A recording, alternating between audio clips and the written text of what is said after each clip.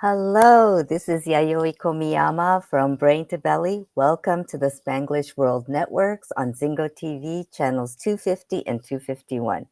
Please remember to download both the Zingo TV app on the respective app stores in iOS and Android devices. While you download, make sure to leave a rate and leave a comment. The app is free.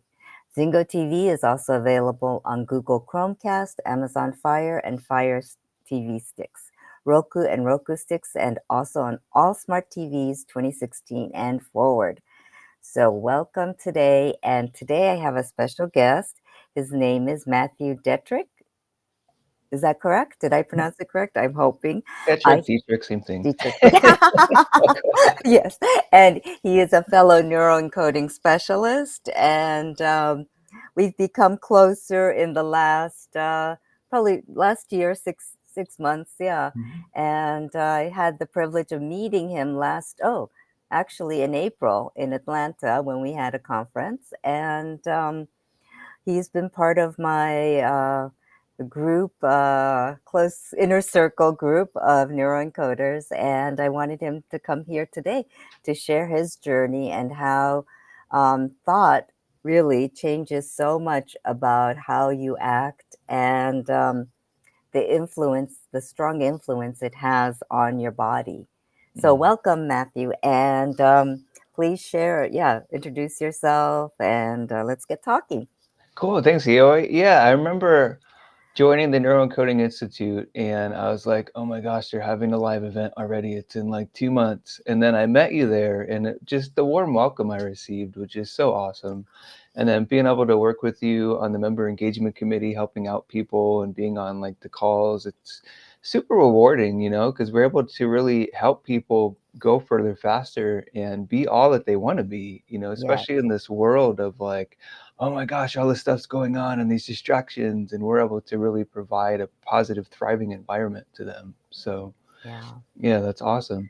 I'm super happy to be here. I'm part of the Neuroencoding Institute. I've been learning about neuroencoding, and just like you always said, about how our thoughts create our feelings, and how our feelings create how we show up in the world, which causes us to do something and then get the results that we have. So, Yeah. yeah, super excited to be here with you Yeah. today.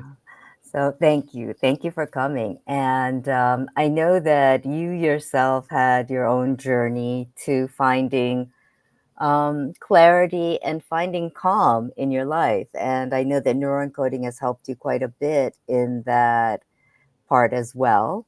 And could you tell us a little bit about that and share a little bit about yourself there? Absolutely. So I joined the military fresh out of high school. So I graduated in 2000. And instead of doing like a lot of normal, if there's a normality in the world anymore, I don't know. instead of taking some time and figuring out things, I just kind of jumped straight into the military. Wow. Brother was a Marine. Dad was in the Army in Vietnam. Brother was in the first Gulf War. He was on ships, so he didn't have to serve anywhere, which was a Hmm. great thing. So I went in, and you go in thinking, well, maybe I might have to deploy somewhere because that's kind of part of the job, right? Right. But I didn't really, none of us really want to go anywhere. Right. I agree. So, yeah, I don't know if everybody remembers. So back in 2003, before that, the world was a totally different place. Yes. In 2001, 9/11 happened. Everything just changed in an instant. I remember when Okay. my brother went to boot camp, you used to be able to go past security with them in the airport. Uh-huh. And I remember Yes. seeing him off. Mm-hmm. Oh, yeah. And right after that happened, in the blink of an eye, suddenly, all the security is happening. You have to get double checked and triple checked and sometimes frisked. And it's Oh, like, yeah. whoa. I remember that too, because I used to, travel a lot to Japan because I live Mhm. here in New York, and then I remember when 9/11 happened. I mean, it was just instantly security was so tight, and just traveling was such a difficult thing to do. And you had to give yourself so much more extra time because you knew that you were going to have to line up in security and let's see. I wasn't a US citizen at that time yet. So I was still a green card holder. So I knew that I had, I was going to get extra security. Yeah. So I would have to go through so much more. So I remember getting all that extra time and worrying about what I could bring into the on board and all that. Yeah. Yeah, absolutely. And I imagine for you that was a total world change, right? Because you probably, I don't know what, because I didn't travel that much when I was younger, but I imagine especially traveling internationally to Japan and back on a green card, like, I bet, I just have a question for you about Yeah. that. Were people suspecting of you? Because I think like the people that drove were in the planes that crashed them into the tower. All of a sudden, people are like, "Well, we're suspicious about everybody," which I'm like, "Well, wait a minute. That was a group of people. That wasn't everybody." Yeah. Did you feel like it was? How is it different for you? Um, Fortunately, I think Japanese people or yeah, it wasn't as strict. And I was very lucky, Yeah. maybe. But I remember it was just in general, it was very strict for anyone. And I did feel a little bit like because I'm not a US citizen, how am I going to be looked at? Um, how is like security going to look at me? Are they going to doubt me? Things like Mhm. that. So I did have thoughts like that running through my head for sure. Like Mhm. until then, I never even thought about that. That was like, Right.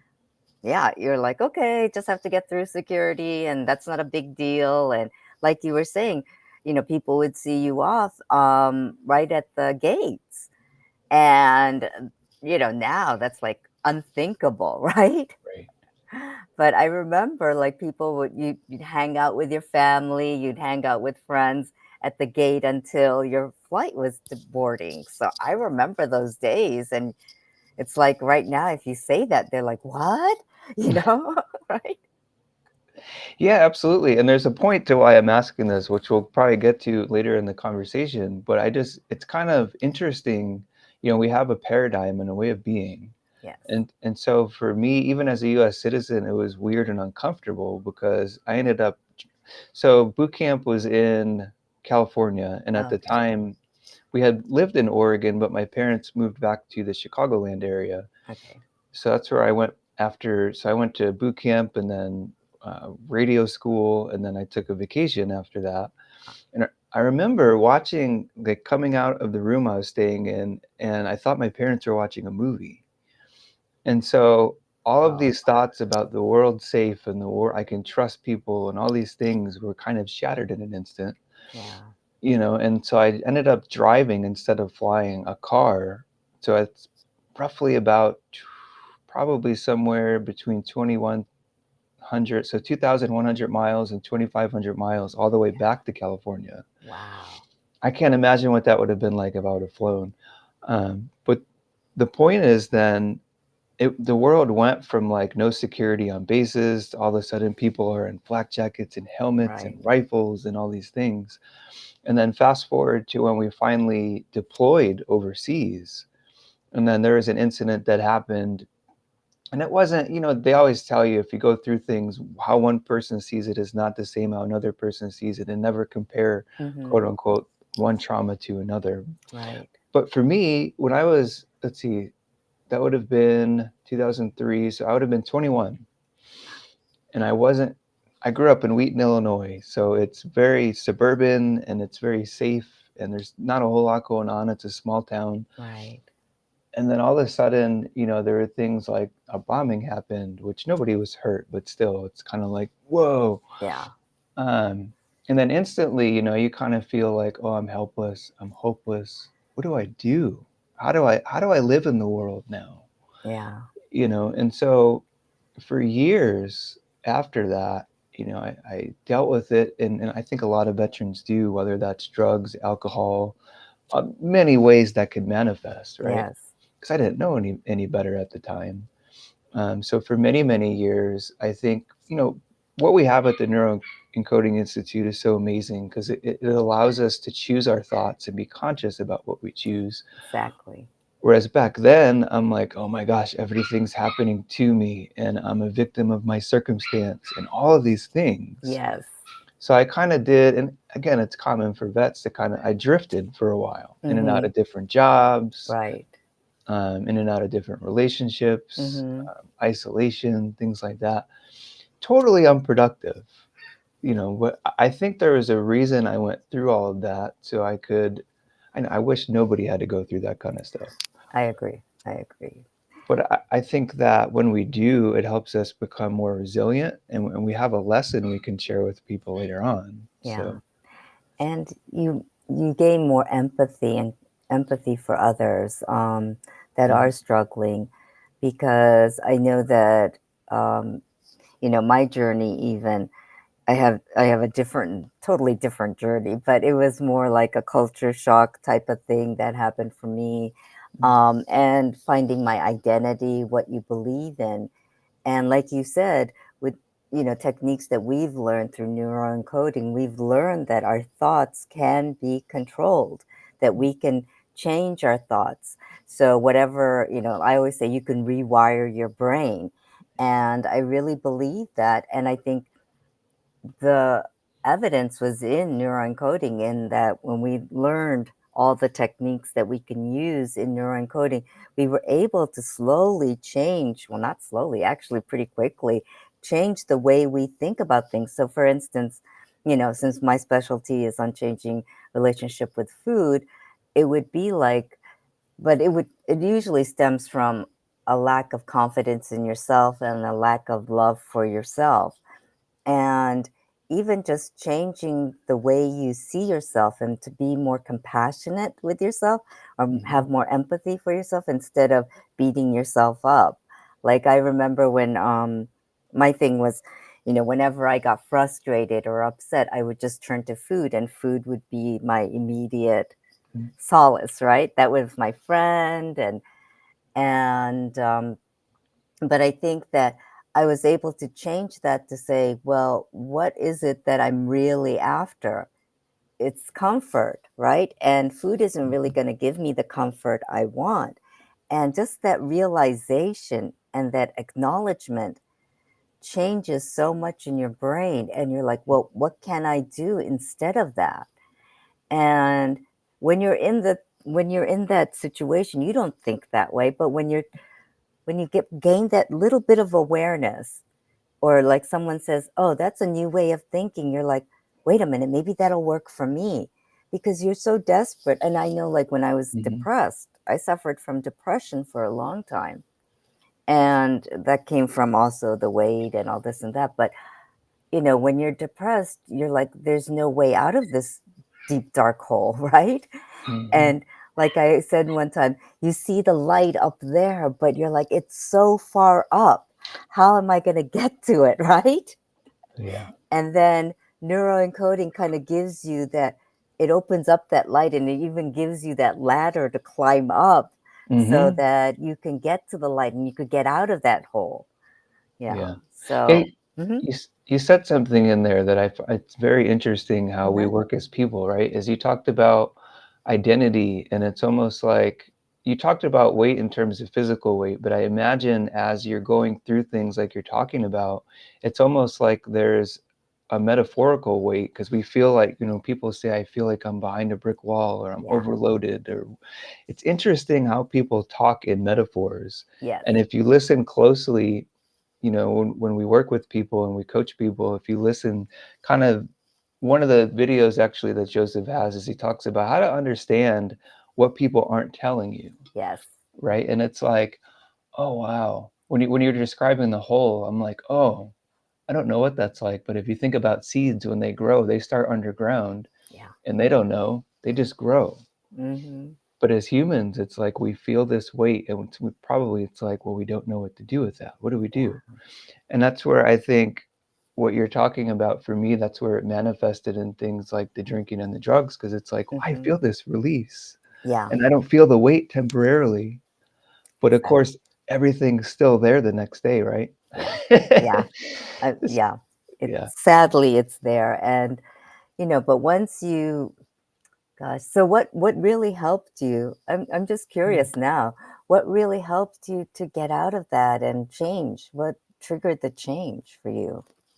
Well, I think If you the don't mind first my asking. absolutely, I think that's a great question, and I wish that was a conversation more people were willing to have and to kinda look at those things. I think we could be helpers to each other along the way. I think if I look at so it took a while, because I was around people that didn't understand this kinda stuff, and so I remember years and years and years ago, I forget what year it was exactly, but somehow I found a Tony Robbins tape set of his Personal Power, like the original Yes. cassette tapes. Yes. Yeah. I remember those. Mhm. I think it was on eBay, if I remember correctly, so I remember putting it on, and my whole family thought I was nuts, but I'm like, "You know what? I'm gonna try this out, and I'm gonna see what it's like." I felt a little nuts probably doing it because 'cause I'm like, "This is weird. I'm flying around my room like I'm like Superman." But the whole, like it taught me how to change my state, so if Yeah, I'm feeling depressed, I do that a certain way, right? I'm yeah. like, my shoulders are slumped, I'm probably looking down a lot, probably internally I'm like, there's probably a loop of like, well, I don't know what to do. What do I do? And so when you use a thing like Tony was teaching us in a state change and you change how Mhm. your body feels, it's like, Yes. okay, well, how do I do happiness or joy or confidence even? Yeah, My shoulders are back. I'm sitting yeah. up straight. I'm probably looking up and I'm thinking, I can already feel it. Mhm. It's like a switch that happens. And Yeah. it's like, if you think of your whole body as electricity, right? Because when our Yep. neurons fire in our brain, Mhm. it's an electrical Yes. connection. Yes. So if we can use our thoughts in those moments and realize we really do have control, Yeah. even though a lot of times it seems like we don't, right? Because Yeah. I think you mentioned something earlier too that's really fascinating about how humans work is we use things like you talked about food, and for me that was like different substances. Mhm. We think that's giving us comfort and we think that's keeping us safe. Like Yeah. for me, I used to isolate when I used at times, and I thought, well, if I use in my own house, therefore I'm safe. And somebody asked me along the way, but you're using by yourself. Were you really safe? Yeah. And I'm like, "Psh, Good no. question. Yeah. Yeah. And that's where I think when we're learning coaching, one of the things we learn about is asking quality questions. Yeah. And I think when we can ask the question, is this really getting me comfort? Is this really getting me safety? We can be honest with ourselves, which I don't know about you, Yayoi, but for me, that's such a relief because Yeah. I'm like, oh, okay, now I know, now I can do something about it. And now I can begin Right. to get out of this thing. And I think once we're able to be honest and have that awareness, that's really what helped me Yeah. start to climb out of the hole you were talking about. Yeah. Yeah. Yeah, and that's what it was a long journey. I had to go to 2 rehabs and things like that, but what did it for me, my faith's a big part of that too, but Yes. I think realizing that, oh, when I start going into these darker places that don't have the light and they feel like Yes. maybe they're underground, Yes. I can just have, we call it an anchor in our world. So Right. I can snap my fingers, I can clap, I Yeah. can go. Yes. Yeah, and like even to your point of how Tony Robbins when he says change your state, and Mhm, like you were saying, when you're depressed or when you're feeling the weight of the world or weight of whatever that you're feeling, your body is really like this. Your mhm, breathing is very shallow. You're looking down, and like what he says, which is an instant change, is just push your shoulders back, take a deep breath in, open up your chest, and just look up. And one thing that our mentor Joseph says is when you mhm. look up, you can't frown. Right. And all you do is want to smile. So even just doing that physical aspect of it can change so much of the electricity and the energy that's flowing within you, Mhm. that you open up a little bit to that energy, which is going to bring you more positivity and possibly bring you more light because it's bringing more electricity into your body, Right. So, and just that one little change can make a huge difference for someone. Mhm. And I don't know, any of the viewers that are watching and listening to this, if you feel like you're in that position of just hunched over and depressed, bring that shoulder back just a little bit and take Mhm. a deep breath in and open up the chest and see if that makes any difference at all for you, Yeah. because you will see that difference. And like I said, when you're looking up, you can't frown. It's very difficult to do it. I tried it. Yeah. And I've made people try doing it. I'm like, try frowning when you're looking up. It's very difficult to do.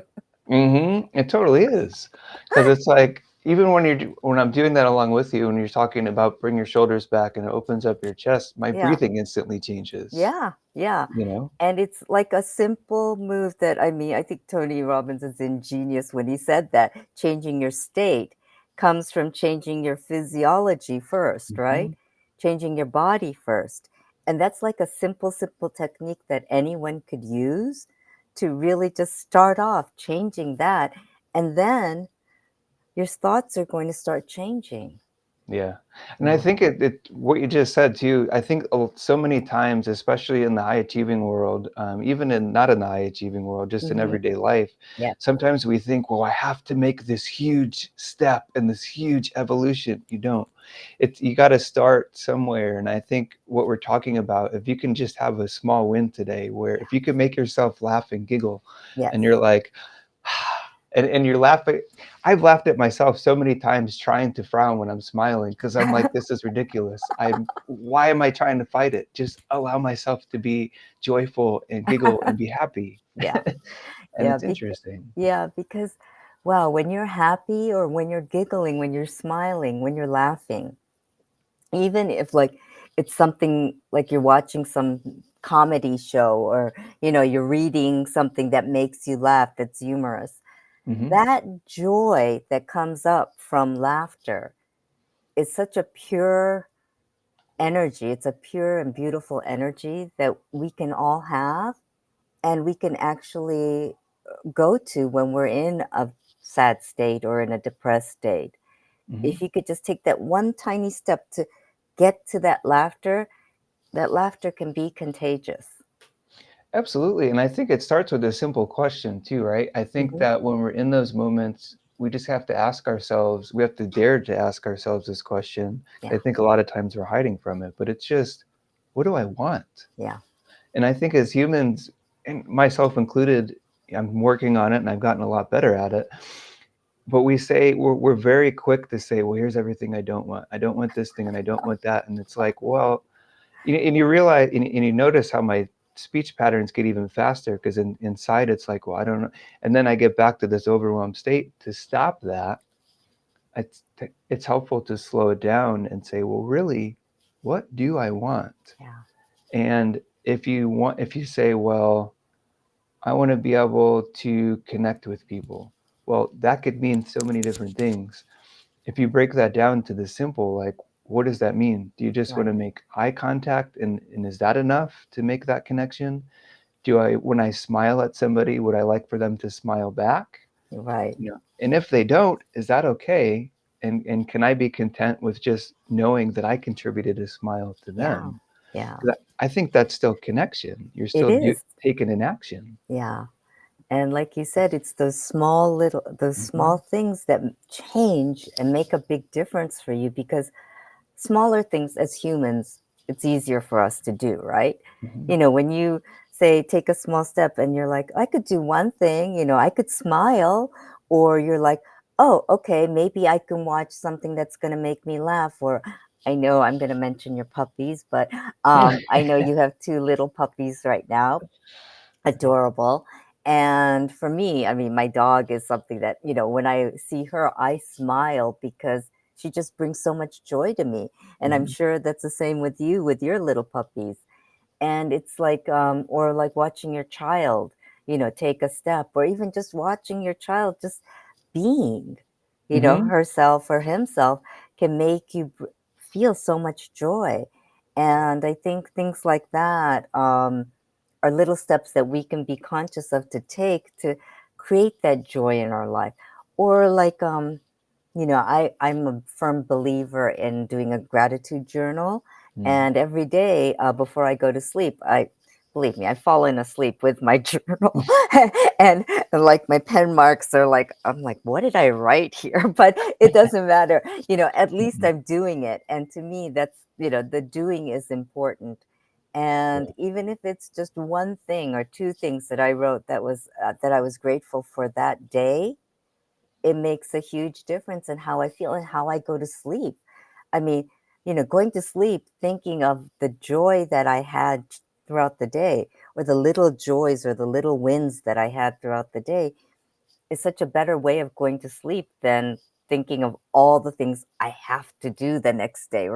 I remember those Mm. days when I would lie awake and I'm like, okay, I got to do this, I got to do that. How am I going to do this? How am I going to do that? And I haven't done that in so long, but I remember when I was in high school, that's all I did, and, like, even college. I was like, I couldn't get to sleep because I was thinking of so many things that I had to do, Mhm. and, I think, when you do a gratitude journal, or even if it's just writing one thing that brought you joy that day, and going to sleep just thinking about that can bring you into a better type of sleep. You wake up more refreshed and, Mhm. in a better mood for sure. That's for sure. Oh, absolutely, and I know they've done studies on this too, where when you're in a grateful if you think of everything let me back up a step. So, when you think about the body and everything really, it has a certain frequency, Yes. and even when, like, you tune your radio, you tune it to 88.9 or 101.1.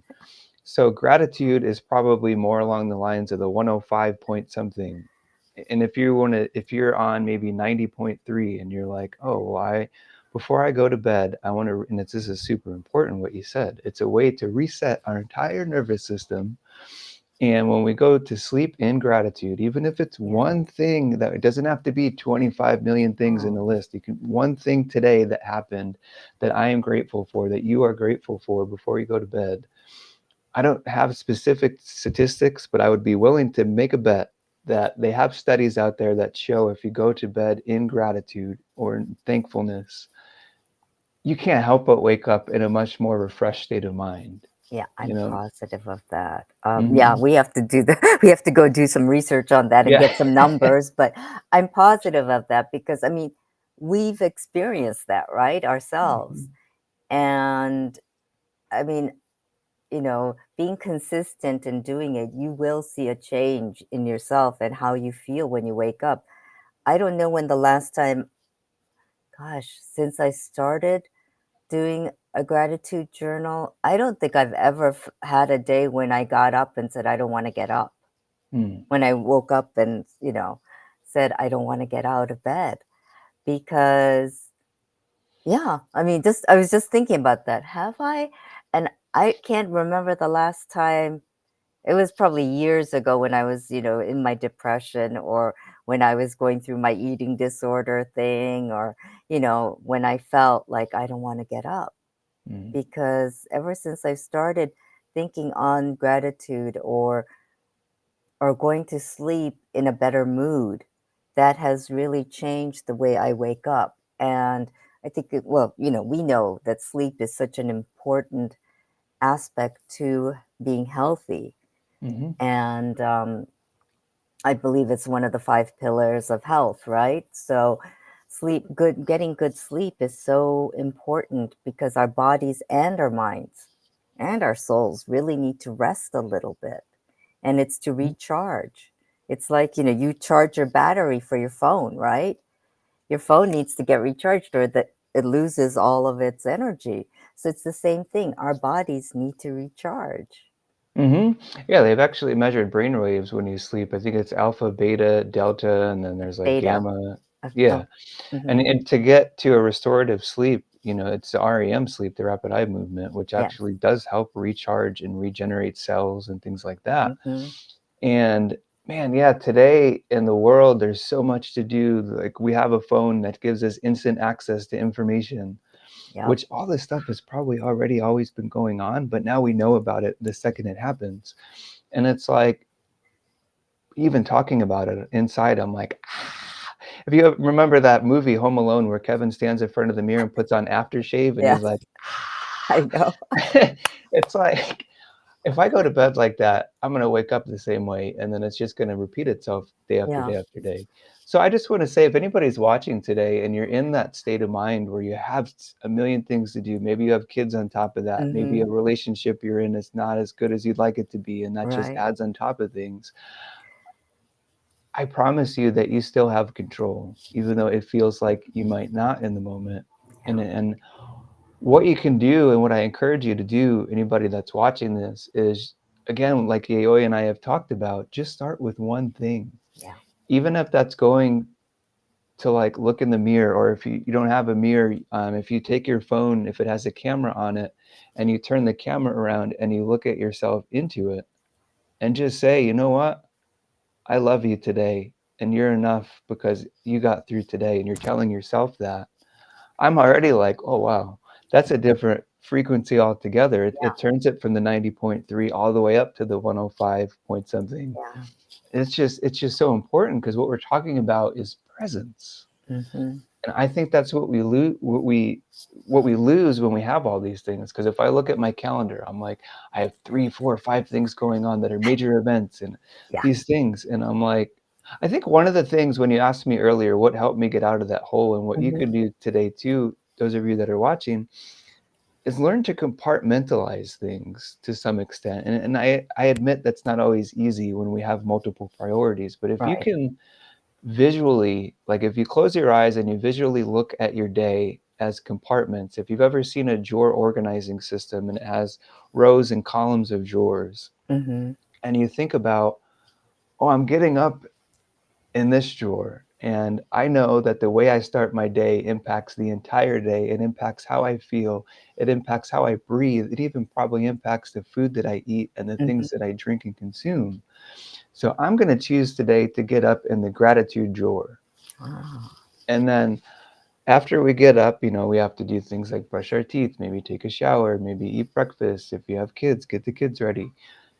Do you see how you can start to like, so you can slow that down, Yeah. and you can even keep that gratitude drawer open while you go into the next thing. And what it helps us to do is because I found 20 years ago, I was a very selfish person, and I'm still working on aspects of that today. And I think we all do as long as we're here. Yes. Um, but I think if we can, my dad used to do this. So he dealt with alcoholism after the Vietnam War and stuff. Mhm. But what he would do is he would go, and I'll tie it back to the drawer system in a second. Okay. And so he would go on Thanksgiving and Christmas because people would come into these different clubs when they wanted, they may have gone out and got drunk or whatever Mhm. they did, and they come back, and he would be waiting there for them. And let me tell you, these are tough people to deal with. So my dad would sit there and be present with them, and he wouldn't shame them. He wouldn't make them feel guilty. It's just, well, do you want to get sober? I'm here for you. And aren't you lucky that somebody's here for you right now? Because I imagine, I know in my state when I was like that, I think people wanted to be there for me, but they didn't know how. Right. And I think again, it comes back to presence. So going back to the drawer system, if you can start your day with the gratitude drawer, and then you think, well, okay, now I have to go into the kitchen, let's say, and start making coffee. And then I'm going to go into the bathroom, and that's a different drawer, and brush my teeth and do whatever we do there, and then come out of that drawer, close that drawer, and come back into the kitchen. It's kind of a lot of opening and closing drawers, but I think if we can, this isn't something I developed in a day. This has taken me years to get really good at this. But to do it where you're at right now, is just to imagine when you're waking up, just slowly opening that drawer, maybe even have sunlight coming out of that drawer and feel the warmth of the Wow. sunlight Beautiful. and feel what you feel when you're in joy. Yeah. It's really hard to frown and get upset when you're thinking about joy and sunlight and nourishment and things like Yes. that, right? Yes. Yeah, that is so true. I just had a great visual when you said that, opening up that drawer and having sunlight coming out of it. Mhm. Because even just that one exercise, like when you get up, if you could do that, if you're not feeling that, if you could just even visualize that, just Mhm. opening up that drawer, and then all this sunlight and warmth and love flowing out of it. I mean, wow, right? And, um, I mean, use your imagination. It's like, I'm a big anime and manga fan, but like, Mhm. for me, I was like, oh, that's so magical, right? You just open up and all these, like I was thinking all these, fun creatures come out and they come and play with you. That's awesome. I know that's my crazy imagination. I'm like, oh, that's kind of like Pokemon's coming out, and then they can all be with you all day long, and be your support system, right? I mean, you could use your imagination to whatever it works for you, but like that image of sunlight and the warmth that produces is such a big thing. And thank you for sharing that because I'm sure our viewers can utilize that for if they or even if you're not when you're just getting up, but anytime that you're feeling a little down, just open up Yeah. that drawer of sunlight and say, and feel it for just even if it takes you just 2 or 3 minutes, go into the bathroom and take time for yourself. Take a deep breath and imagine yourself opening up that drawer. Mhm. Or it could be just a gift, you're opening up a gift Yeah. and it's a gift that you're giving yourself. Absolutely. Yeah. Yeah, it can be anything you want it to be. It doesn't have to be a drawer. It could be a gift. It could be anything. Mm-hmm. It could be an anime character that's like coming out and morphing into different Yeah. things. That's cool. Yeah. That's me and my crazy anime things. No, I love it because I'm actually into anime as well. I used to Oh, watch a show called Cowboy Bebop, and there are a few other yes. ones that are really cool. And just the joy, and I think there is a lot of laughter in anime in general. So Yeah. Yeah. that's so cool, and I think I just wanna say this before I miss it, is you can take this it's kinda like an anchor or a trigger is what we Yes. call it in our world. Hmm. You can take this box or this drawer or this gift or whatever it is for you, and when you get in those moments where it starts to spin out or however that shows up for you internally, for me, I think things literally start to spin, and then I'm like, "Oh, well, I have to reverse the spin and get it to a still place Mm. again." You can use this anytime to trigger yourself to come back Yes. to this peaceful state. Like if your kids are yelling at you, you can like, I know it's not always easy to be like, okay, pause, kids, but you can imagine like, and this is where if you practice this and rehearse this over time, Yeah. multiple times, like rehearse it and practice it when you're not in the moments. Yes. So it's like when sports players like practice before the big game, they Yes. practice over and over and over. Yes. Even simple things like in baseball, like swinging the bat, Right. they'll practice that motion. It's muscle memory over time. And so, Exactly. like, when you're in that moment where, like, if your kids are yelling at you or your puppies are barking at you, because yes, our puppies are amazing. They're about, let's see, they were born in August, so September, October, November. They're about 3 months old, Oh, but sometimes they bark at five something in the morning. I know. So, Believe me, I know. and I think that it's real easy to be like, oh, I want my sleep. And, that's real, right? We need All sleep, right. like we talked about. But so what we've been able to do is kind of use things like this to trigger ourselves to be patient with them and say, oh, they're puppies. They're three Right. months old. They're learning. They want attention or they're hungry. Yeah. And so now we've been able to like put the kennel in the room with us, and they don't bark at 5 in the morning. They wait till we get up. And so I think what this does when you can allow yourself to come back to this place of stillness, it generates that creativity. Yes. Yes, it does. And you can create your world so that it works for you. Mm-hmm. It's one of those things that once you start getting that grounding and like anchoring is such an important thing that we always do. Like I think at this point, you and I, like, we just ground ourselves or anchor ourselves with something all the time, right? Like, Mm-hmm. I know when I'm like, I really want something to feel important to me, I do this. And Mm. it's not like out for, in your face this, but Yeah. what I'll do is I'll create that fist and tap my hip so that no one sees it, right? But it's for me to say anchor. It's like anchoring it back into me, the Mm-hmm. peace back into me, the calm. And I think I do it unconsciously that I don't even realize I do it until somebody points it out.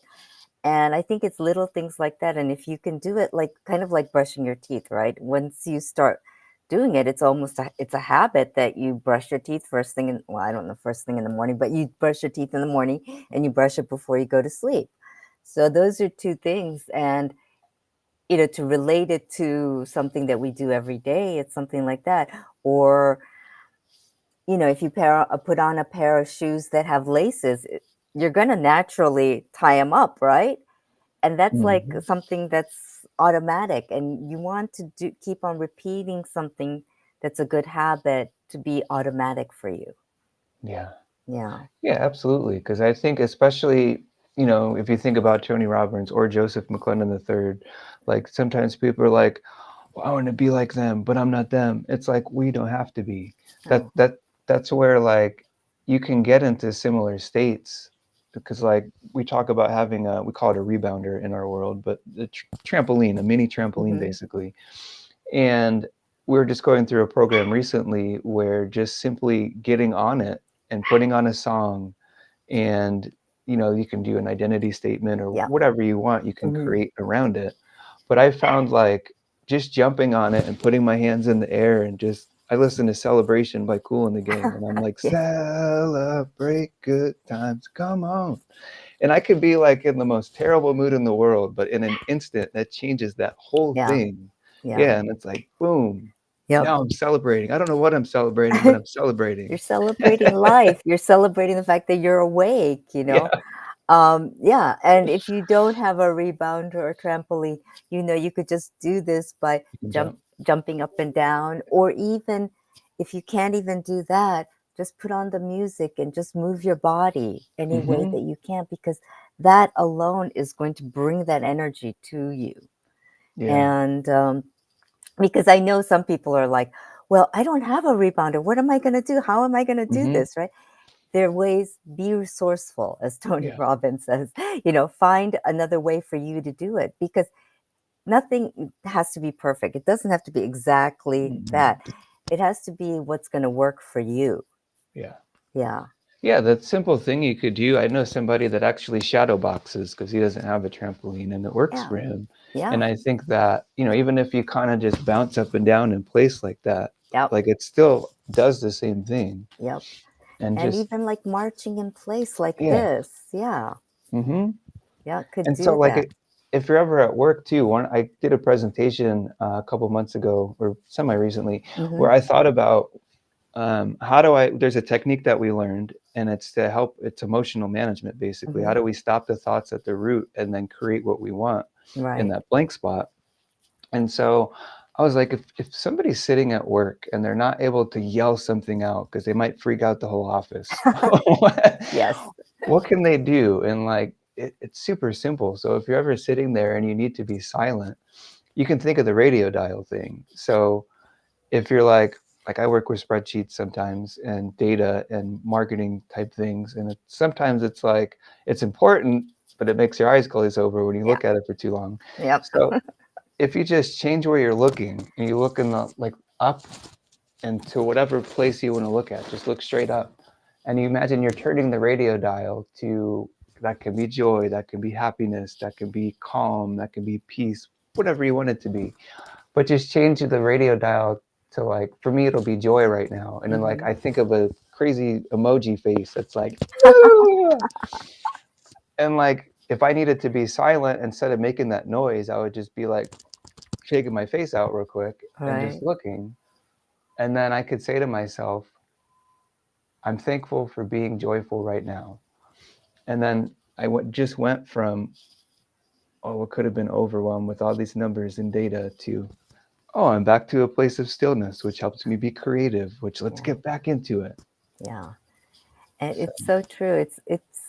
I mean, thank you for sharing that. And I think our viewers can, really utilize that. It's such a simple technique that we can use just to shift it out of where you are, mhm, and changing that, just looking elsewhere. Like I remember as a kid, no, my parents would say, don't always be looking here, look elsewhere sometimes, or, just for your eyes to rest. They say, mhm, look outside for a bit, or do something else. And I think that is really changing your focus. That's what it is all about. It's changing your focus so that sometimes when you're focused on one thing for so long, it is overwhelming. Mhm. So shift it, even if you just go like this, shift and then think of something else, or look at a different place. Yeah. Yeah, Yep. right? That alone, I mean, people are like, "What is she doing?" or whatever. But if it's going to be helpful in an office, I would say, like you did, close your eyes and just look up for a bit and just look elsewhere. Change that where your what do you call your perspective by Mhm. just looking elsewhere.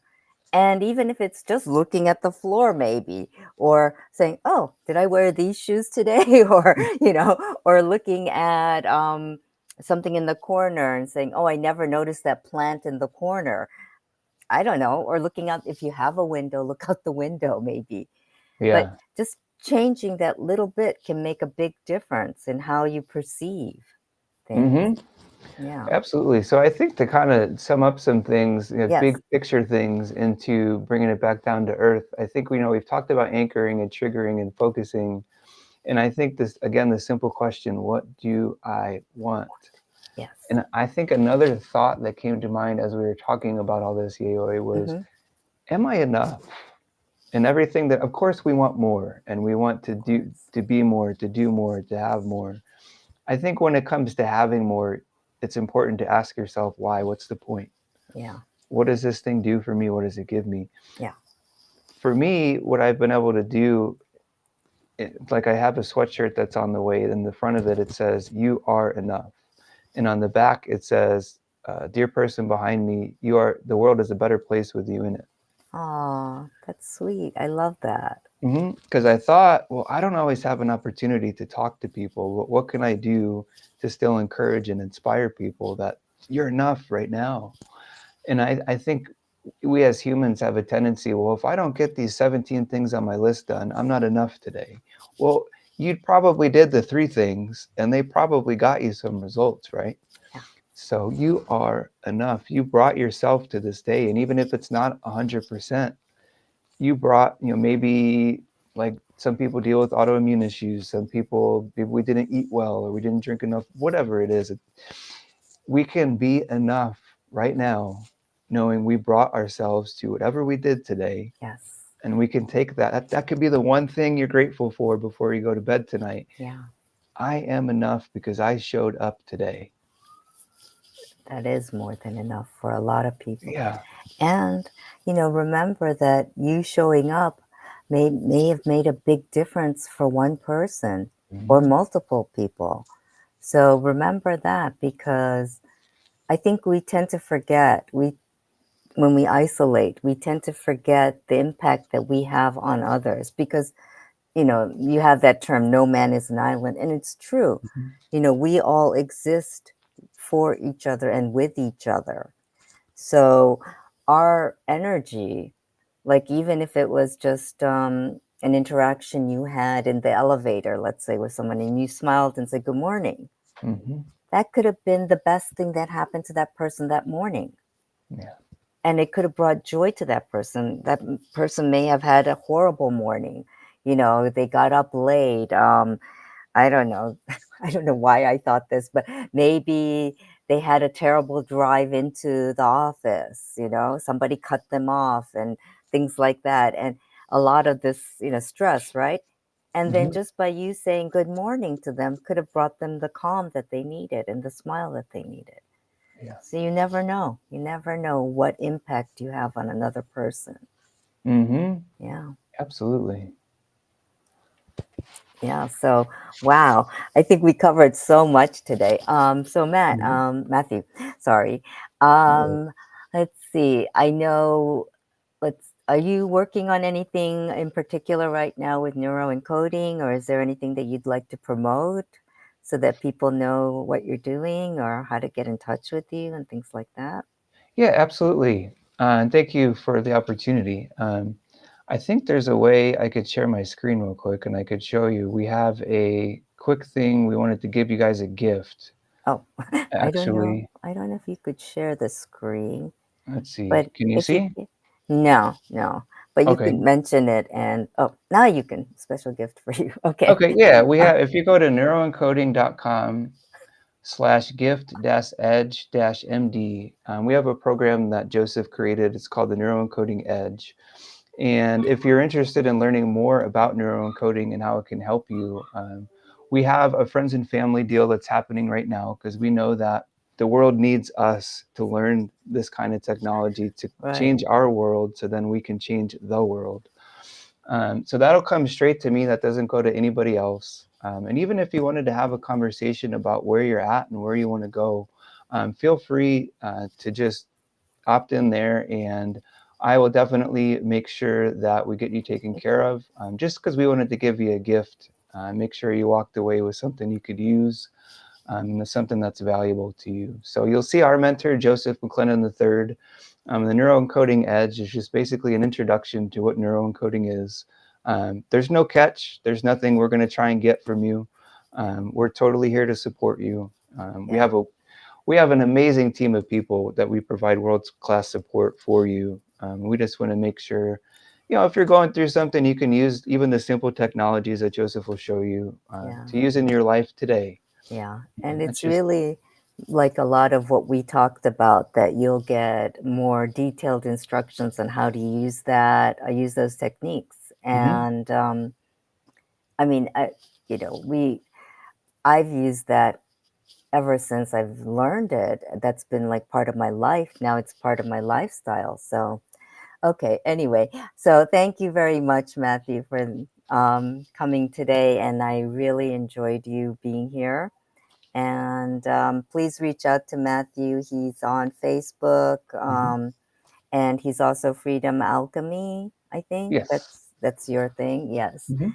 So just to wrap everything up, just to say thank you very much. And this show can also be heard on Spanglish Radio Network. Please check out spanglishworld.ca for all the news and programming. And visit my YouTube channel if you get a chance. It's at B2Belly and Spanglish World. Watch it, hear it, read it, download it, and live it. So thank you. Absolutely. Thanks,